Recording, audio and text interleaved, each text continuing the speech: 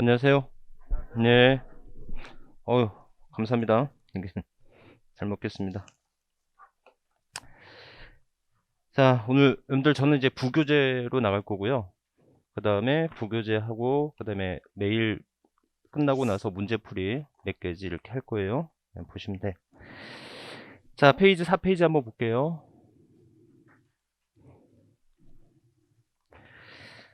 여러분들, 이것도 84페이지 정도 되는데, 여기서 이제 얼마나 여러분들이 개인적으로 보충을 좀 더 하느냐. 그죠?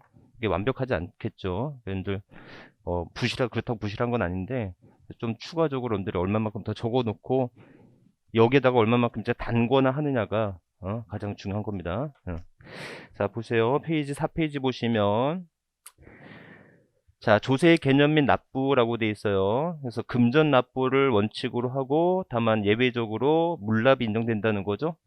그래서 거기 보시면, 자, 금전 납부와 일시 납부를 원칙으로 하되 예외적으로 금전 납부 대신에 뭐가 되고 물납 인정되는 것은 국세 중에 상속세, 지방세 중에 재산세인데 여러분들 재산세에서 물납을 기본적으로 한번 해보면 세액이 1,000만 원 초과해야 됩니다. 물납은 세액이 1,000만 원 초과해야 되고 중요한 건 관할 구역 내 부동산에 한한다는 거예요.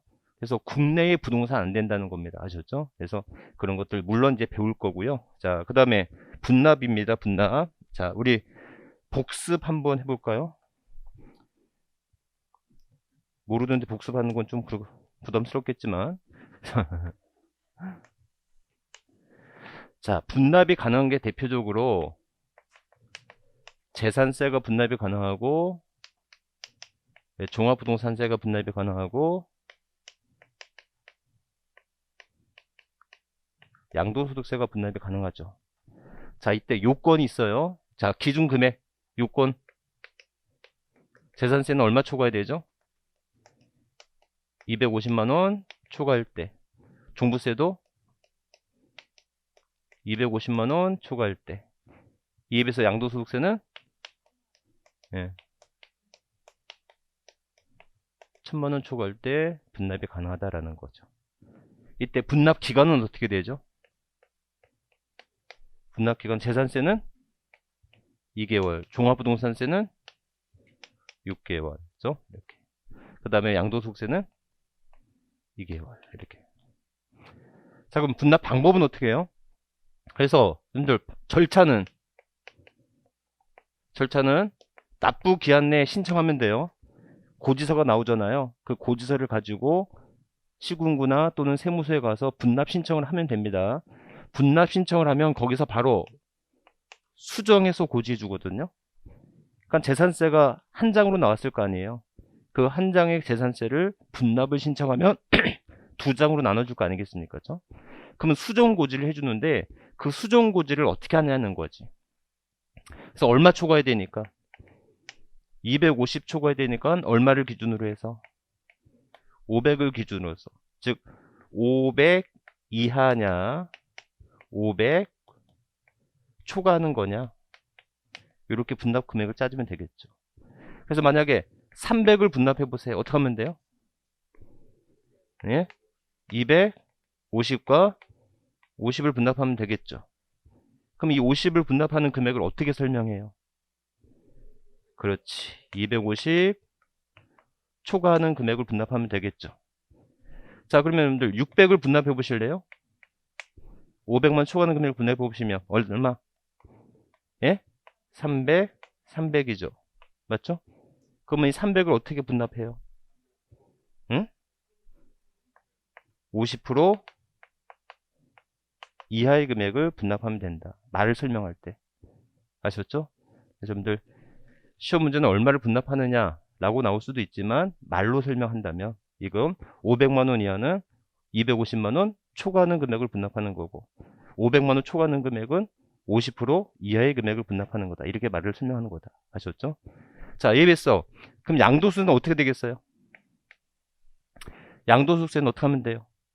양도세는 얼마를 기준으로 해서 1,000만원을 기준으로 해서 얼마? 2,000이겠죠? 그래서 2,000 이하의 금액을 분납하는 거하고 2,000만원 초과하는 금액을 분납하는 금액을 따로 따지면 되겠죠. 그래서 만약에 1300을 분납해봐요. 1300을 분납하면 1000만원, 300만원. 네? 이 300만원 어떻게 설명해요? 1000만원 초과하는 금액 안 쓸게요. 자, 그러면 만약에 2600을 분납해보세요. 2600을 분납하면 1300, 1300. 이거 어떻게 하면 돼요? 50% 이하의 금액을 분납하면 된다. 아셨죠? 그래서 분납 금액 구하는 거 또는 그 분납 금액을 어떻게 말로 설명할 건가. 그래서 분납할 수는 있는데 그 금액에 대한 기준, 이제 말로 설명할 때 어떻게 나올 수 있는가. 다시 한번 기억하면 되겠습니다. 자, 보통세와 목적세가 있네요. 보통세와 목적세. 조세의 분류를 이제 공부하고 있는 건데, 여러분들 다른 거 그냥 할 필요 없기 때문에 목적세만 외우면 됩니다.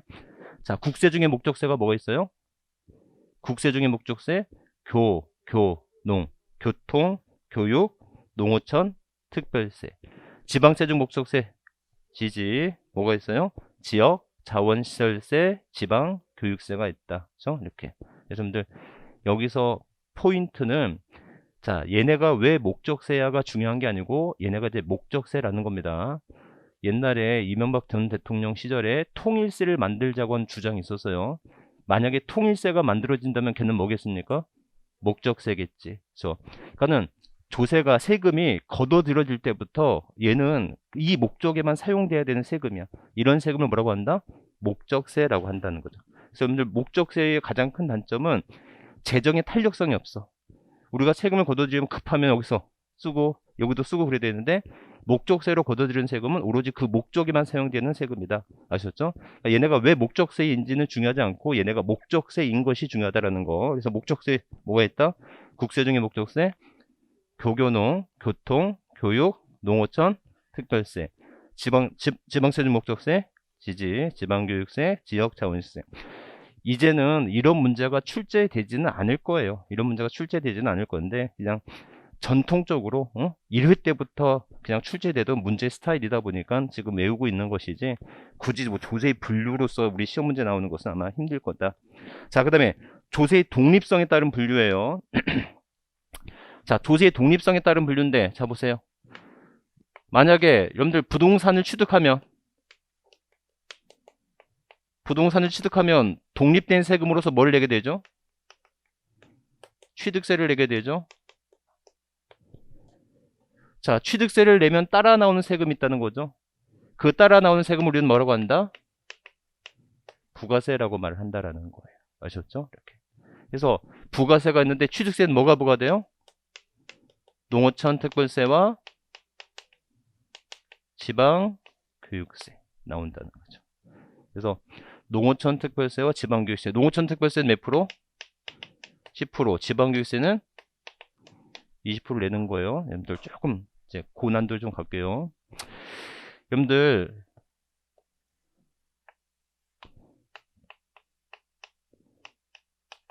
개정 전에는 무엇과 뭐가 있었다고요?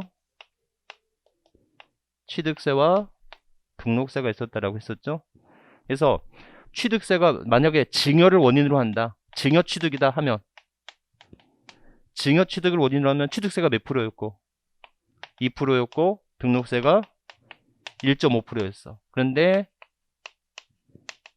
개정 후에 얘가 뭐로 바뀌면서 취득세로 바뀌면서 증여 취득에 대한 취득세가 몇 프로로 바뀌었다? 3.5%로 바뀌었다라는 거예요. 여기까지 이해하셨죠?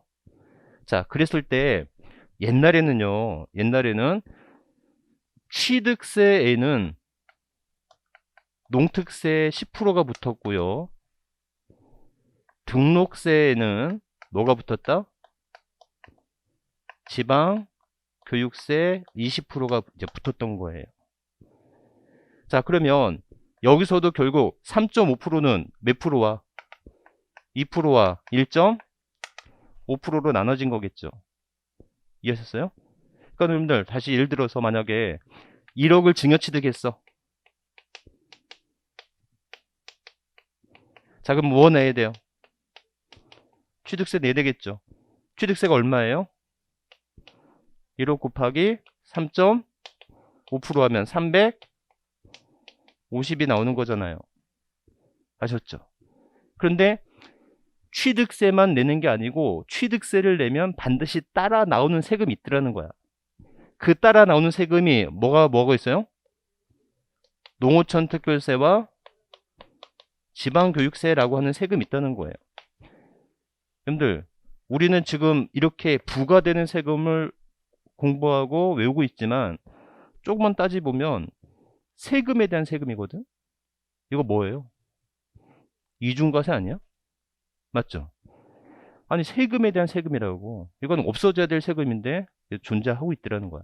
그래서 세금에 대한 세금이 있을 수 있다라고 하는 거, 이걸 우리는 부가세라고 하는 것이다. 자, 그러면 여러분들, 기본적으로 농특세는 1억 곱하기 취득세 몇 프로를 기준으로 해서? 2%를 기준으로 해서. 옛날 취득세지. 맞죠? 옛날 취득세 몇 프로? 10%. 이거 얼마예요? 200만 원에 10%니까 20만 원. 농특세가 나오는 거고. 제 말 이해하셨죠? 그 다음에 지방교육세는 어떻게 돼요? 1억 곱하기 1.5%. 나머지 3.5%에서 2% 빼면 1.5%가 남는 거잖아요. 그래서 1.5%에 대해서 몇 프로? 20% 뭐가 붙는다? 지방교육세가 붙는다. 몇 프로예요 이거? 30만 원이고. 그러니까 여러분들 여기서 포인트. 자, 처음 공부하시는 분들은 자, 이 조세 총론 부분 취득세 가면 다시 배우겠죠. 제 말 이해하셨죠? 그래서 여기서 모른다고 하더라도 노여하거나 슬퍼하지 말고 좀 버티고 앉아 있어야 하셨죠? 이게 제가 우리 1월달 강의하듯이 강의를 할 수는 없을 거 아닙니까? 그렇죠? 지금 1, 2, 3, 4월달을 지내오신 분들이 있기 때문에 똑같이 강의를 할 수는 없고 조금 수준을 업을 시켜야 되는데 처음 들어오신 분들이 어려울 수 있어. 근데 그건 여러분들이 좀 버텨야 될 무게지. 네? 아셨죠? 시간적으로 좀 흘러나가면 돼. 나중에 취득세 배우면서 재산세 배우면서 다시 공부할 거예요. 그러니까 여러분들 총론이 어려워요.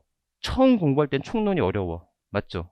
왜냐하면 강론에서 배워야 될 내용들을 미리 총론에서 배우는 거기 때문에 어려워. 근데 총론 지나고 강론 들어가면 이젠 좀 더 쉬워지는 부분이 있고 그 강론을 배우다 보면 나중에 총론이 좀 더 쉬워지는 개념이 있을 수 있다. 아셨죠? 그러니까는 첫 번째 시간 좀 버텨야 돼요. 이렇게. 자, 어찌됐건 이렇게 독립된 세금이 있다면 이 세금에 대한 부과되는 세금이 있을 수 있다라고 하는 것이 중요하고, 만약에 이런 부동산을 취득해서 등록을 하게 되면 뭐 내야 돼요? 등록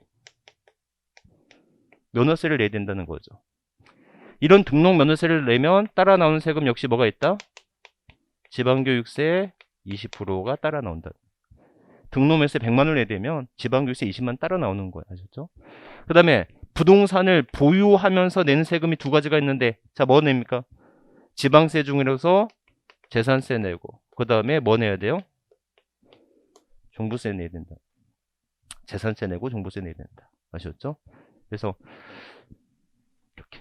그래서 재산세를 내면 뭐 따라 나와요? 지방교육세 20% 나오고.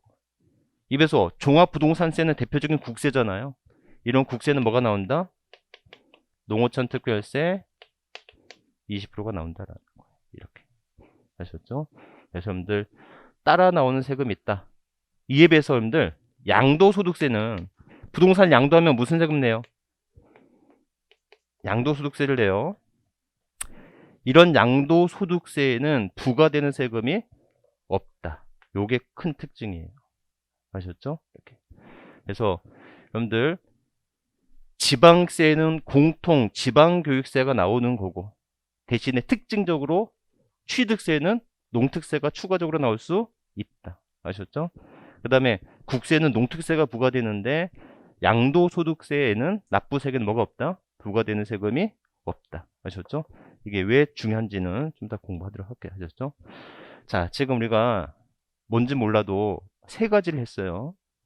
자, 첫 번째, 물납이 인정되는 조세는 국세 중에 상속세가 있고 지방세 중에 재산세가 있다. 자, 거기까지 그 중에서 참 재산세 물납은 1,000만 원을 초과해야 되고, 그 다음에 중요한 건 국내의 부동산이 아니라 관할 구역 내의 부동산에 한한다는 거. 나중에 또 공부할 거니까 그렇게 하고. 자, 목적세 두 번째 외워보세요. 목적세, 국세 중에 목적세. 교교농, 교통, 교육, 농어촌, 특별세. 지방세 중 목적세 두 가지. 지지, 지역 자원시설세, 지방 교육세가 있다. 자, 여기까지. 자, 세 번째. 독립된 세금이 있고 이런 독립된 세금에 따라 나오는 세금이 있어요. 그 우리는 부가세라고 말을 합니다. 그래서 여러분들 특히 취득세, 등록면허세, 재산세에는 공히 뭐가 나와요? 지방 교육세가 따라 나오는데 특히 취득세에는 지방교육세뿐만이 아니라 뭐가 나온다? 농어촌 특별세가 나오고 있더라. 자, 종합부동산세는 농어촌 특별세가 부과되고 있죠. 하지만 제일 중요한 거 양도소득세 납부세에는 뭐가 없다? 부과되는 세금이 없다. 아셨죠? 다만 취득세나 등록면허세나 양도소득세 등이 감면을 받잖아요. 그럼 감면되는 세금에는 뭐가 없다? 감면되는 세금에는 농어촌 특별세가 20% 추가적으로 부과된다. 아셨죠? 네, 그런 개념만 기억하시면 되겠어요. 자, 그래서 여러분들 보시다시피 부동산을 취득하는 단계고 부동산을 보유하는 단계고 부동산을 뭐 하는 단계예요? 양도하는 단계예요. 그래서 여러분들 여기서 세네 문제, 여기서 세네 문제, 양도소득세에서 5문제에서 7문제. 아셨죠? 이렇게 나오고 그 다음에 오늘 배우는 조세총론에서 하나에서 2문제가 나온다라는 거. 그래서 총 몇 문제가 나와요? 16문제가 나온다라는 거. 세법이 상당히 계륵이죠. 네? 먹자니 먹을 거 없고 버리자니 아깝고. 아셨죠? 그래서 세법에서 12문제 정도를 예상하고 공부를 좀 하셔야 됩니다. 아셨죠? 그래서 고득점이 되느냐 안 되느냐는 것은 여기서 이제 결정이 될 거고요. 상대적으로 단 건 다 쉬워요. 보시면 돼요. 자, 그래서 여러분들 부동산 관련 조세를 이렇게 보면 부동산 관련 조세를 보면요. 자, 다시 한번 요약하면 부동산의 활동은 부동산을 뭐하고 취득하고 보유하고 뭐하는 단계에서 처분하는 단계죠. 그래서 취득과 보유와 처분에 모두 관계되는 게 있다면 뭐가 있을까? 농어촌 특별세, 부가가치세 또는 여러분들 지방소비세라고 해도 틀리지 않아요. 아셨죠? 그래서 기본적으로 부가가치세와 지방소비세는 따라 나오는 세금이니까 보시면 되겠습니다. 이렇게. 자, 근데 여러분들 이 부동산 관련 조세는 세법의 문제이기보다는 오히려 부동산학 개론에서 부동산 조세 파트에서 나오는 문제입니다. 아셨죠? 그래서 이 문제는 세법에서 출제되기보다는 부동산학 개론에서 나올 수 있는 분야니까 추가적으로 이렇게 공부 좀 하시고. 자, 부동산을 취득하고 부동산을 보유할 때 낸 세금이에요. 즉 처분할 때 내지 않는 세금 있죠. 응? 뭐가 있습니까? 지방 교육세가 있다라는 겁니다. 아셨죠? 지방 교육세. 물론 이거 말고도 뭐 교육세도 있지 않겠어? 라고 할 수도 있겠죠. 아셨죠? 그래서 근데 답은 지방 교육세로 정해져 있는 겁니다. 이렇게. 그래서 이거 정도 외워두시고 반대로 보면 자, 여러분들 제가 이렇게 공부를 이렇게 써놓은 이유가 두 가지죠. 문제가 나올 때 부동산의 취득 및 보유에 관련된 세금인 것은 이라고 물어볼 수도 있지만 또는 부동산의 처분에 관련되지 않은 조세는 이라고 물어볼 수도 있겠죠. 제 말 이해하셨죠? 그럼 반대로 부동산의 취득 단계가 아니라 부동산의 보유와 부동산의 처분 단계야. 여기 관련된 게 뭐가 있다? 지방 소득세라는 단계가 있다. 아셨죠? 아니 그러면 소득세는 안 돼? 아니 소득세도 답이 있겠지.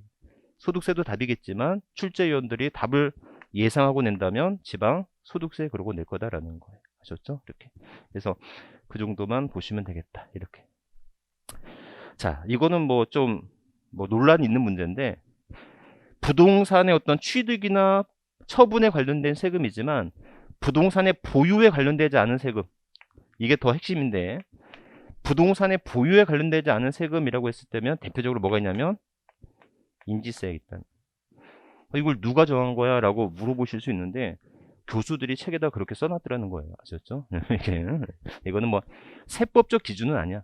이거 부동산 관련 조세는 세법의 기준이 아니기 때문에 세법에서 나오기는 좀 힘들고 어디서 나온다? 부동산학 개론, 부동산학 개론에서 나오는 문제일 수밖에 없더라는 것이죠. 아셨죠? 그래서 그냥 구체적으로 이 정도의 개념만 기억하시면 되겠다. 자, 지금 네 가지 했어요. 네 가지 외워봐요. 자, 첫 번째 물납과 분납 기억해 보세요. 물납은 국세 중에 상속세, 지방세 중에 재산세. 특히 재산세 물납을 기본적으로 세액이 1,000만원 초과해야 된다. 그 다음에 관할 구역 내에 부동산이다. 시험 나온다면 국내에 그러고 나올 거라고. 관할 구역 내 부동산 해난다는 거. 자, 목적세 외워보세요. 자, 분납. 분납은 재산세, 종부세, 양도, 소득세인데 재산세, 종부세는 250만원 초과, 양도세는 1,000만원 초과. 이때 분납 기간은 재산세 2개월, 종부세 6개월, 양도세 2개월. 아셨죠? 그러면 250만원 초과 분납이 가능하다면 250만원 초과 500만원 이하, 500만원 초과, 이렇게 해서 분납을 결정하면 되겠고, 양도세는 1,000만원 기준이니까 얼마 기준으로 해서 2,000만원, 2,000만원 이하냐, 2,000만원 초과냐, 이렇게 분납 금액을 따지면 될 거예요. 아셨죠? 자, 그 다음에 목적세 외워보세요. 목적세. 국세 중에 목적세. 교교농, 교통, 교육, 농어촌, 특별세. 지방세 중 목적세. 지지, 지역 자원시설세, 지방 교육세. 자, 그 다음에 세 번째, 독립된 세금과 부과된 세금이 있을 수 있죠. 자, 특히 취득세, 등록면허세, 재산세는 뭐가 나와요? 지방 교육세가 따라 나오는데, 특히 취득세는 추가적으로 농어촌 특별세가 있을 수 있다. 그렇죠? 있다. 그 다음에 재산세, 종합부동산세는 농어촌 특별세가 나오고, 양도세, 납부세계는 부과되는 세금이 없지만, 다만 양도소득세가 감면되는 세금에는 농어촌 특별세 20%가 추가로 나올 수 있다라는 거 아셨죠? 그래서 여기까지가 5페이지에 대한 내용이었어요. 자, 6페이지 넘어갑니다. 지방세에 가산세 있고요. 국세에 가산세가 있는데, 여러분들 제가 무슨 생각을 이렇게 했는지 모르겠는데, 자, 페이지 7페이지 보시면 국세에 가산세라고 해서 보시면 지방세는 가산세와 가산금 나눠지죠. 하셨어요? 그래서 일반 가산금 3%와 중가산금 이렇게 나눠지지 않습니까? 자, 그럼 6페이지로 오셔가지고 6페이지 넘어오셔서 바로 2번에 납부지연 가산세가 있죠. 자, 동그라미 1번을 납부 불성실 가산세로 고쳐주시고, 동그라미 1번을 납부 불성실 가산세로 바꿔주시고, 동그라미 2번과 동그라미 3번을 가산금으로 좀 바꿔주세요. 2번과 3번을 합쳐서 뭐라고 한다? 가산금. 자, 정리.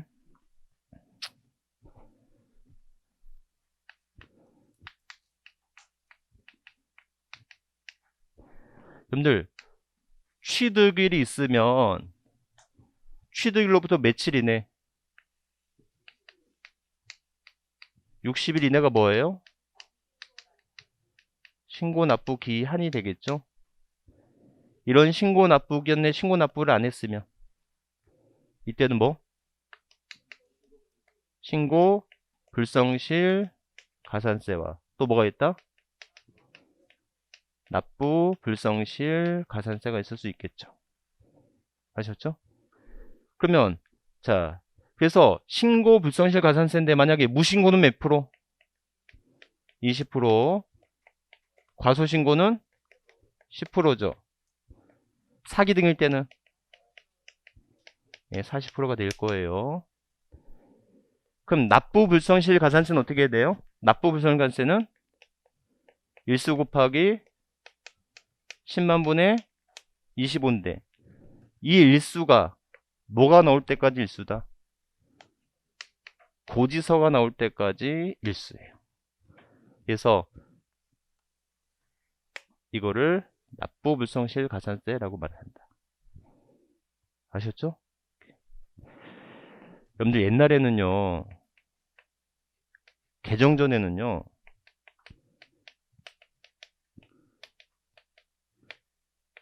신고 납부 불성실 가산세 그냥 20%였어요. 네? 신고 납부 불성실 가산세이다 보니까 신고와 납부를 하나의 의무로 본 거야. 그러니까는 신고는 했는데 납부를 못했어. 그래도 몇 프로? 20%. 어라? 뭐도 안 했어? 신고도 안 하고 납부도 못했어. 그래도 몇 프로? 20%야. 근데 5월달이 종합소득세 신고 납부의 달이거든. 그죠? 엄청 바쁜데. 어찌됐건. 옛날 같은 경우에는 아예 신고, 납부할 돈이 없잖아요? 에라 모르겠다 뭐도 안 해? 신고도 안 해버리고. 아셨죠? 그래서 이게 개정이 되고 나서 어떻게 바뀌었다? 신고 불성실 가산세와 납부 불성실 가산세로 서로 이제 구분이 된 거죠. 이제는 신고를 한 자와 안 한 자 간에도 이제는 뭐였다? 차이가 있을 수 있는 거예요. 아셨죠? 이렇게. 그래서 그만큼 책임에 따른, 권한에 따른 책임이 더 이제 세진 거다라는 겁니다. 그리고 이 고지서에 납부 기한이 있을 거 아니에요? 고지서상에 납부 기한이 있을 건데, 이 고지서상 납부 기한에 납부를 못했어. 이럴 때는 3%의 가산금을 내야 된다라는 거. 3%의 가산. 그리고 일정 기간 지나서 여기서 납부를 했다.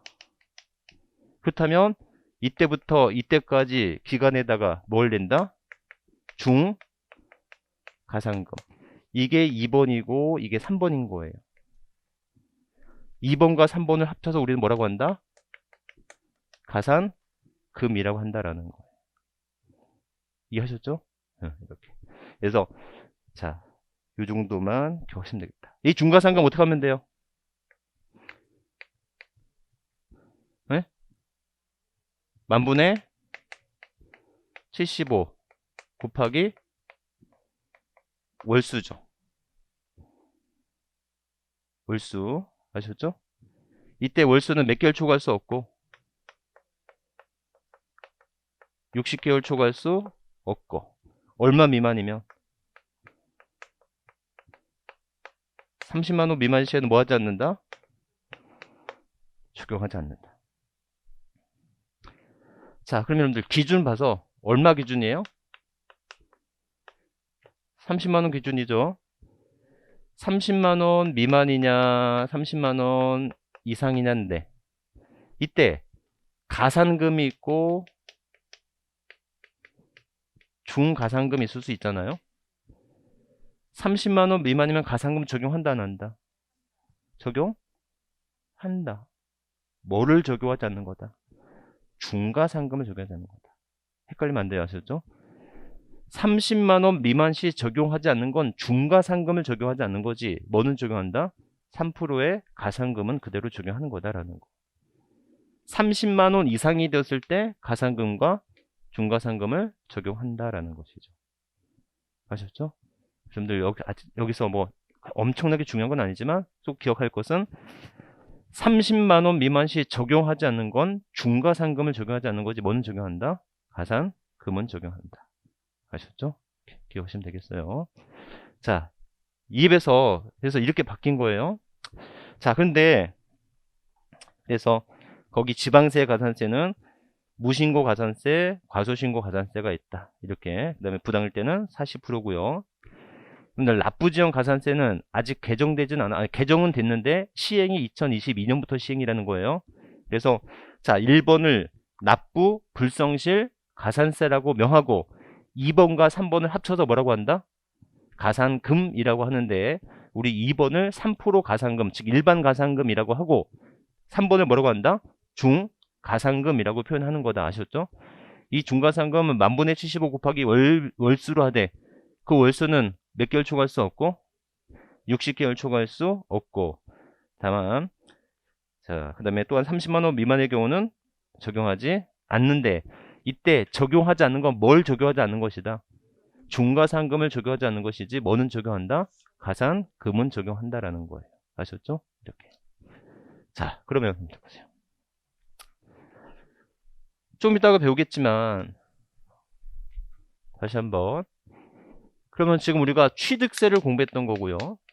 취득세는 대표적인 뭐예요? 지방세죠. 자, 그러면 우리는 이제 소득세를 한번 기억해 볼게요. 소득세는 대표적으로 뭐예요? 국세죠. 그래서 12월 31일을 소득세의 납세 의무 성립일이라고 하고 그래서 5월 31일까지 뭐 해야 된다? 신고 납부 기한이거든요.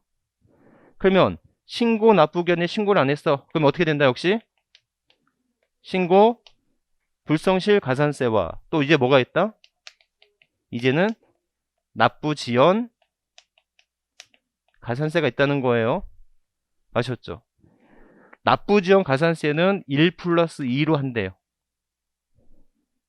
그럼 1이 뭐냐? 자, 뭐 나올 때까지? 고지서가 나올 때까지. 이 기간까지. 이걸 우리는 일별 가산세라고 합니다. 일별 가산세 어떻게 하면 돼요? 일수 곱하기 10만 분의 25. 똑같죠? 그렇죠? 그 다음에 고지서에 적힌 뭐까지? 납부기한까지 납부하지 않으면 몇 프로? 우리는 이걸 2번을 3% 가산세라고 할게요. 똑같죠? 네? 그런 다음에 어떻게 돼요? 뭐가 됐어요? 납부가 됐겠죠? 그러면 지방세는 뭐가 나왔어요? 중 가산금이 나왔는데 여기서는 다시 돌아가서 이걸 뭐라고 한다? 일별 가산세라고 하고 일별 가산세는 어떻게 돼요? 10만 분의 25 곱하기 일수하면 되겠죠. 근데 여러분들 얘하고 얘는 대동 소이하죠. 왜냐면 10만 분의 곱하기 일수 하는데 10만 분의 곱하기 31 하면 만분의 75가 되는 거잖아. 그러니까 옛날에는 자, 뭐 3개월 28일 체납했어. 3개월 28일 체납했으면 지방세에서는 3개월에 따른 중과상금만 내면 되겠죠. 하지만 국세는 나머지 28일분에 대한 납부 불성실 가산세도 추가적으로 붙는다라는 거예요. 이해하셨죠? 그래서 기본적으로 고지서의 납부기한 경과 후에는 이때는 몇 년 초과할 수 없다. 5년 초과할 수 없다. 왜 5년이겠어요? 60개월이 1로 하면 5년이겠지. 아셨죠? 다만 차이가 있다면 지방세는 얼마 미만이고 30만원 미만이고 국세는 100만원 미만이다.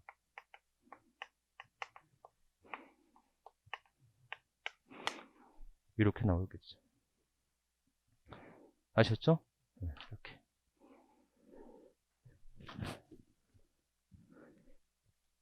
여러분들 이 내용이 결과적으로는 우리가 각 취득세 배우면서 등록면허세 배우면서 재산세 배우면서 다시 공부하겠죠? 제 말 무슨 말인지 아시겠죠? 여러분들 조세 총론, 민법도 그렇잖아. 민법도 무조건 우리가 총론부터 공부를 하고 있는데 따지고 보면 각론 공부하고 총론 다시 들어오면 아 이게 무슨 말인지 안다고요. 그래서 여러분들 이게 좀 어렵게 느껴지시는 분은 참아요. 아셨죠? 참을 수밖에 없어요. 이건 시간이 해결해 주는 문제이기 때문에 이건 좀 지나서 보면 아 무슨 내용인지 압니다. 아셨죠? 제가 항상 하는 말이 있어요. 처음 이제 5월달에서 처음 공부하고자 하는 분들이 가장 힘들어하는 게 뭐냐면 나는 하나도 못 알아듣겠는데 옆에 분들이 대답을 잘한다는 거죠. 예? 근데 시험 보면 똑같아. 아셨죠? 이게 시험 보면 20점으로 똑같단 말이지 이게. 이거는 너무 힘들어하지 마세요. 아셨죠? 이게 시간 해결해줄 문제니까. 네. 자, 그래서 여러분들 다시 한번 정리를 해보면 그래서 다시 한번 결론을 내보면 지방세는 무엇과 뭐가 있다? 가산세와 가산금이 있어요. 가산세는 무슨 가산세? 신고, 불성실 가산세, 납부, 불성실 가산세. 가산금은 무슨 가산금? 일반 가산금 몇 프로? 3%와 중가산금 0.75% 곱하기 월수. 월 미만의 일수는 제끼면 돼요. 아셨죠? 이렇게. 자, 그런데 국세는 어떻게 돼요? 국세는 그대로 신고 불성실 가산세는 그대로 똑같죠. 그 다음에 납부 불성실 가산세와 일반 가산금, 중가산금을 합쳐서 뭐라고 바뀐다? 납부 지연 가산세로 바뀌게 된다. 예? 이 납부 지연 가산세는 뭐가 있다? 일별 가산세와 그 다음에 3% 가산세로 나눌 수가 있겠죠? 자, 이 일별 가산세를 다시 나누면 고지 전에 가산세가 있고 고지서상 납부기한 경과 후 가산세가 있을 수 있겠죠. 다시 한번 보시면 납부 불성실 가산세는 고지 전 납부 불성실 가산세와 고지서상 납부기한 경과 후 가산세로 나눌 수 있잖아요. 이해하셨죠? 고지서상 납부기한 경과 후 가산세를 우리는 지방세는 뭐라고 한다? 중가산금이라 한다는 거예요. 그랬을 때 고지서상 납부기한 경과 후의 가산세는 몇 개월 초과할 수 없고 몇 년 초과할 수 없고 5년 초과할 수 없고 얼마 미만일 때는 100만원 미만일 때는 적용하지 않는 거다라는 거죠. 이렇게 정리가 되겠죠? 그래서 여러분들 지금 이 부분이 이해가 되지 않더라도 이거는 취득세에서 또 할 거고 재산세에서 또 할 거야. 아셨죠? 이거는 이런 게 있었구나 라고 하는 것이고, 포인트는 지방세는 내년부터 국세와 동일하게 움직인다 라는 거 아셨죠? 이렇게 기억하면 되겠어요. 자, 그 내용이 됐는데, 그래서 6페이지에 괄호 3번 있죠? 찾으셨어요? 6페이지에 괄호 3번은 좀 삭제를 좀 해주세요. 6페이지에 괄호 3번 있잖아요. 지방세, 가산세 성립식이 있지 않습니까? 괄호 3번 찾으셨어요? 이거는 2022년부터 시행이다. 2022년부터 시행이니까 올해까지는 아직 하면 안 되고. 그래서 7페이지에 보시면 이제 제가 가산세 했고요. 납부지연 가산세 볼게요. 납부지연 가산세. 그래서 10만분의 25죠. 이걸 일별 가산세라고 할게요. 동그라미 1번을 일별 가산세. 동그라미 2번을 뭐라고 합니까? 3% 가산세라고 할게요.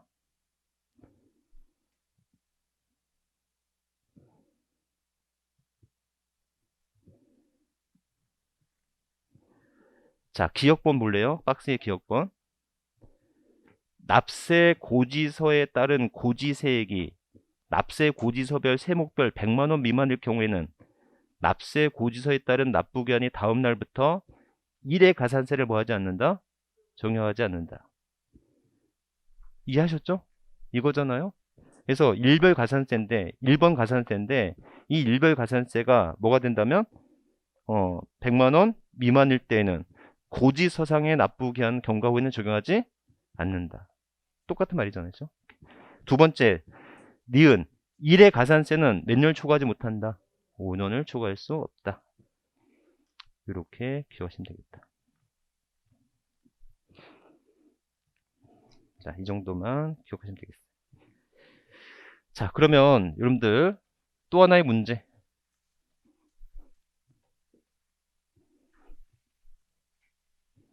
자, 또 하나의 문제. 자, 그러면 여러분들 가산세가 이제 신고 불성실 가산세와 납부 불성실 가산세가 있다면 신고 불성실 가산세가 무서워요? 납부 지연 가산세가 무서워요? 예? 신고 불성실 가산세가 큰 것 같아요? 납부 불성실 가산세가 큰 것 같아요? 제가 이렇게 물어보면 뭐라 그랬어요? 그때그때 달라요. 그죠? 이렇게. 자, 봐요. 여러분들. 이 고지서가 4년 후에 나온다고 봐요. 4년 후에 나오면 일수 곱하기 10만 분의 25가 엄청나게 커지는 거 아니겠습니까? 그러니까 고지서가 빨리 나오면 신고 불성실 가산세가 크지만 고지서가 늦게 나오면 납부 불성실 가산세가 더 커지겠죠. 여러분들 10만 분의 25 해서 1년 정도 초과되잖아요.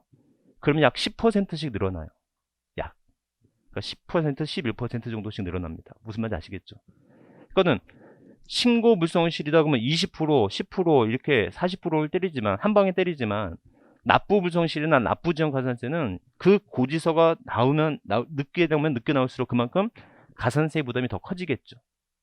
항상 하는 얘기지만 뭐 시작은 미약하였으나 그 끝은 창대하리라고 하는 게 납부불성실 가산세가 되는 거다라는 겁니다.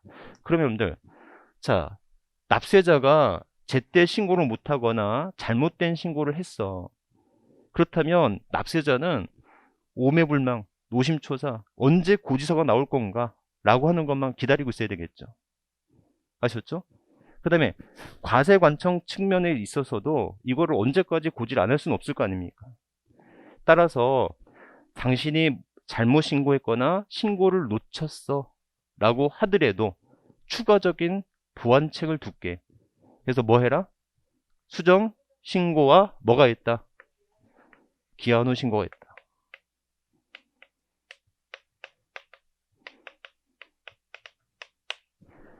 그래서 여러분들, 자, 고지가 나오기 전까지 당신이 여기서 뭐 하거나 수정 신고를 하거나 무슨 신고를 하면 기한 후 신고를 해서 납부를 하면 더 이상의 납부불성실가산세는 내지 않아도 되는 문제가 생기잖아요. 제 말 이해하셨죠? 그러니까 수정 신고나 기한 후 신고 제도를 두는 이유는 너 납부불성실가산세가 계속 늘어나니까 네가 자수해서 신고하고 납부해. 아셨죠? 자수해서 신고하고 납부하면 노심초사 기다릴 필요 없고 오매불만 기다릴 필요 없잖아. 제 말 이해하셨죠? 그래서 이런 수정 신고나 기한 후 신고는 계속해서 납부불성실 가산세가 쌓여가기 때문에 그거를 방지코자 너가 다시 한번 자수해라는 거예요. 그러면 어느 때 수정 신고를 하는 거고 어느 때 기한 후 신고를 하는 거냐라는 것입니다. 아셨죠? 그래서 수정 신고는 언제 하는 거예요? 신고기한 내에 신고한 자. 그러니까 무슨 신고한 거야? 과소신고했죠. 기한 후 신고했으면 신고기한 내에 신고하지 않은 자. 무신고한 자가 하는 거 아니겠습니까? 아셨죠? 그러면들 과소신고와 기한 후 신고의 차이는, 과소신고와 무신고의 차이는 무엇에 출발이 달라요? 신고 불성실 가산세의 세율이 달라지죠. 신고 불성실 가산세는 과소신고하면 10%, 무신고할 때는 20%부터 시작을 하는 거잖아요. 아셨죠? 이렇게. 그래서 수정신고와 기한 후 신고가 있다. 이때 청구 기한인데 당연히 뭐 하기 전까지예요. 고지하기 전까지인데, 자, 이때 말이 중요해요. 수정신고는 경정하여 청구하기 전까지고 고지하기 전까지고, 맞죠? 입에서 기한 후 신고는 결정하여 고지하기 전까지거든요. 여러분들, 결정이나 경정은 처분이라고 해요. 결정 처분, 경정 처분이라고 하거든요. 그럼 여러분들 맞다시피 기한 후 신고는 신고기한 내 신고를 하지 않은 자잖아요. 신고기한 내 신고를 하지 않은 자이니까 뭐다? 이때는 경정이라는 단어가 나올 수가 없죠. 아셨죠? 우리가 여러분들 요즘에 그 재난지원금 할 때 계속 나오는 말이 추경 그러거든요. 그 추경이라는 단어가 뭐냐면 추가 예산 경정이야. 매년 말마다 어떻게 됩니까? 내년에 할 거 예산을 짜잖아요. 국가 예산을 짜지 않습니까?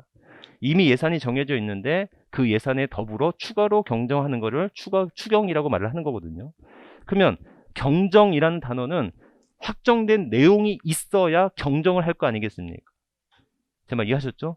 그래서 수정신고는 경정하여 고지하기 전까지인데 비해서 기한신고는 경정이라는 단어가 없다는 거 아셨죠?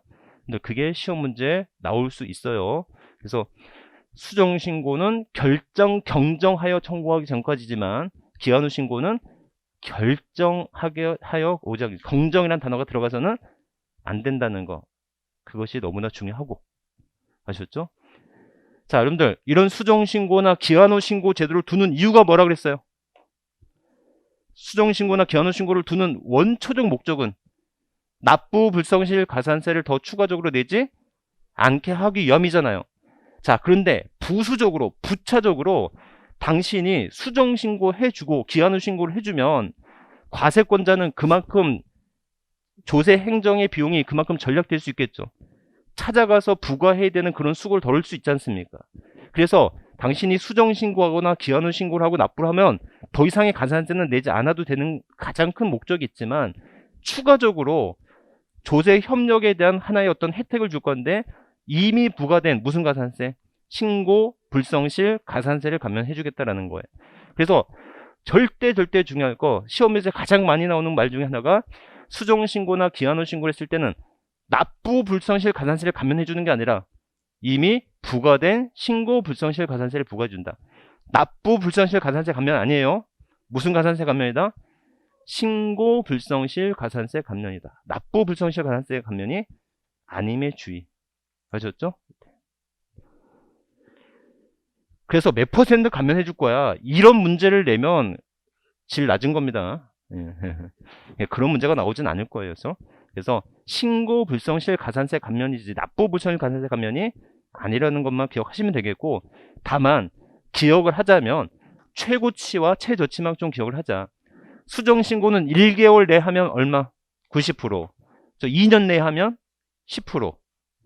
기한후 신고는 1개월 이내 했을 때는 50%, 6개월 내에 했을 때는 20%까지. 그러니까 최저치와 최고치 요거 정도만 기억을 하시면 되겠다. 아셨죠? 여기까지. 그래서 다시 한번 정리해 볼게요. 여러분들, 자, 정리 한번 해볼까요? 자, 첫 번째, 물납 인정되는 조세. 국세 중에 상속세, 지방세 중에 재산세. 재산세에서는 물납이 1000만원 초과할 때만 가능하고, 그 물납의 대상은 관할 구역 내의 부동산에 한한다는 거. 국내의 부동산 그러고 나올 거란 말이에요. 자, 분납 기억해 보세요. 재산세, 종부세, 양도세가 분납이 가능한데 재산세와 종부세는 250만원 초과, 양도세는 1000만원 초과. 분납 기간은 재산세, 양도세가 2개월인 반면 종부세는 6개월. 이렇게 분납 방법은 250만원 기준이라면 500만원 이하냐 500만원 초과냐, 양도세는 1000만원이기 때문에 2000만원 이하냐 2000만원 초과냐. 아셨죠? 그래서 만약에 500만원 이하의 금액이다 하면 얼마를 분납하면 돼요? 250만원 초과하는 금액을 분납하면 되죠. 그 다음에 500만원 초과하는 금액이다 그럼 어떻게 하면 돼요? 50% 이하의 금액을 분납하면 되는 거 아시겠죠? 이렇게. 그래서 그 말로 설명할 때 어떻게 설명하느냐 그거 다시 한번 기억 한번 해보시면 되겠고. 자, 두 번째, 목적세 여보세. 국세 중에 목적세. 교교농, 교통, 교육, 농어촌, 특별세. 지방세는 목적세. 지지, 지방교육세, 지역, 자원, 시설세가 있다라는 거. 얘네가 왜 목적세인지 중요하지 않아요? 얘네가 목적세래요. 아셨죠? 자, 세 번째, 독립된 세금과 부과되는 세금이 있거든요. 자, 취득세를 내면, 등록면허세를 내면, 재산세를 내면 따라 나오는 세금이 있죠. 뭐가 있습니까? 지방 교육세가 있는데 추가적으로 취득세는 뭐가 더 부과된다? 농어촌 특별세가 부과될 수 있다는, 부과된다는 거. 재산세는 뭐가 부과되죠? 지방, 아니요, 종합부동산세는 농어촌 특별세가 부과된다. 입에서 지방 양도소득세는 부과되는 세금이 없다. 이게 왜 나중에 특징이 되는지 좀 더 공부하도록 하고요. 자, 그 다음에 부동산에 관련된 조세에 있어서 부동산 취득하고 보유하고 처분 모두 관련된 세금 있다면 농부, 농어촌 특별세, 부가가치세, 예? 이렇게 또 지방소비세라고 해도 돼요. 부가세 대신 지방소비세라고 해도 되고. 자, 그 다음에 두 번째, 부동산의 취득과 보유 단계만 날, 처분 단계는 내지 않는 세금이야. 지방교육세. 이에서 부동산의 취득 단계가 아닌 보유와 처분의 단계만 있어. 지방소득세가 있다. 특히 기억한다면 인지세는 보유 단계에서 내지 않는 세금이라고 교수들이 그렇게 말을 하고 있다는 건데 그 정도만 기억하면 되겠고. 자, 근데 가장 중요했던 것은 가산세와 이제 가산금 제도가 있는데, 지방세는 가산세와 가산금 제도를 구분합니다. 그렇죠? 그런데 고지서가 전까지는 뭐, 지방세에서는 고지서가 나오기 전까지는 가산세, 고지서가 나오고 후부터는 가산금, 이렇게 하면 되죠. 아셨죠? 이렇게. 그래서 자, 가산세는 신고 불성실 가산세와 납부 불성실 가산세가 있고, 납부 불성실 가산세는 일수 곱하기 10만 분의 25로 하면 됩니다. 신고 불성실은 무신고는 몇 프로? 20%, 과소신고는 10%, 사기 등일 때는 40%를 한다. 자, 이때 가산금 제도, 즉 고지서가 나온 이후의 제도를 우리는 뭐라고 한다? 고지서가 나오기 전까지는 우리는 가산세, 고지서가 나온 이후부터는 가산금. 아셨죠? 그래서 이 가산금은 3% 가산금이 있죠? 3% 가산금, 고지서 납부기는 납부자는 3% 무조건 때리고, 그로부터 매 1월이 경과할 때마다 만분의 75씩 때리게 되겠죠. 그래서 만분의 75씩 때리는데 이 기간은 60개월 초과할 수 없고 30만원 미만 시에는 적용하지 않는다. 이때 30만원 미만은 뭐를 적용하지 않는 거다? 중과상금을 적용하지 않는 거지. 뭐는 적용한다? 가산금은 적용한다. 3% 가산금은 적용한다는 거예요. 자, 이에 비해서 국세는 이제는 가산금 제도가 사라지고 무조건 가산세 제도만 인정되고 있죠. 그래서 일별 가산세와 3%의 가산세로 나눌 수 있고, 이 일별 가산세는 고지 전 일별 가산세와 고지서에 의한 납부기한 경과 후 일별 가산세가 있을 수 있죠. 고지서에 의한 일별 가산세는, 고지서 납부기한 경과 후 일별 가산세는 몇 년 초과할 수 없고 5년을 초과할 수 없고, 얼마 미만일 때는 100만원 미만일 때는 적용하지 않는다라는 거 아셨죠? 자, 이때 납부 불성실 가산세에 대한 어떤 가중되는 것을 방지하기 위해서 수정신고나 뭘 두고 있다? 기한 후 신고를 두고 있는데, 수정신고는 누가 하는 거예요? 신고기한 내 신고한 자가 하는 것이고, 기한 후 신고는 신고기한 내 신고하지 않은 자가 하는 거예요. 그럼 언제까지 해야 돼요? 수정신고는 수정신고는 경정하여 통지하기 전까지죠.